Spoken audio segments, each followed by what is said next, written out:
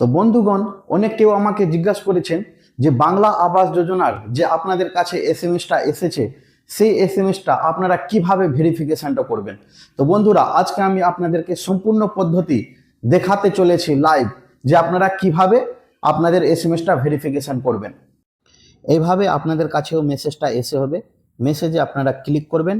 Click করার পর আপনাদের কাছে একটা ড্যাশবোর্ড খুলবে এবং আপনাদের যে মোবাইল নাম্বারটা দেওয়া থাকবে সেই মোবাইল নাম্বারে আপনাদের একটা ওটিপি আসবে।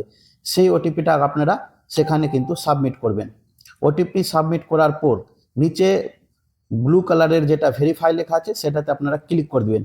ক্লিক করার পর আপনাদের কাছে আবার একটা নতুন ড্যাশবোর্ড খুলবে, আর সেখানে কিন্তু আপনাদেরকে সঠিক তথ্য আপনাদের দেখাবে।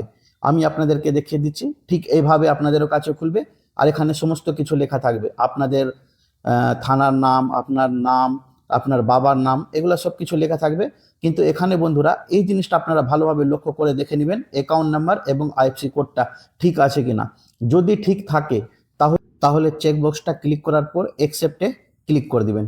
ক্লিক করার পর আপনাদের কাছে আবার একটা নতুন ড্যাশবোর্ড খুলবে।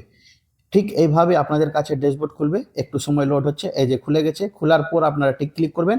ক্লিক করার পর এখানে আধার নাম্বার চাইছে। কি করবেন, আপনারা আধার নাম্বারটা নিজের বসিয়ে দিবেন।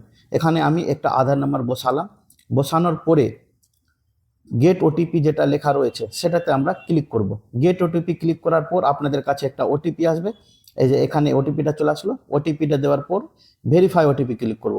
ভেরিফাই করার পর আপনাদের কাছে এরকম এই যে দেখেন এখানে সাকসেসফুল হয়ে গেল, ইউডিআইন জেনারেট সাকসেসফুলি। এভাবে আপনাদের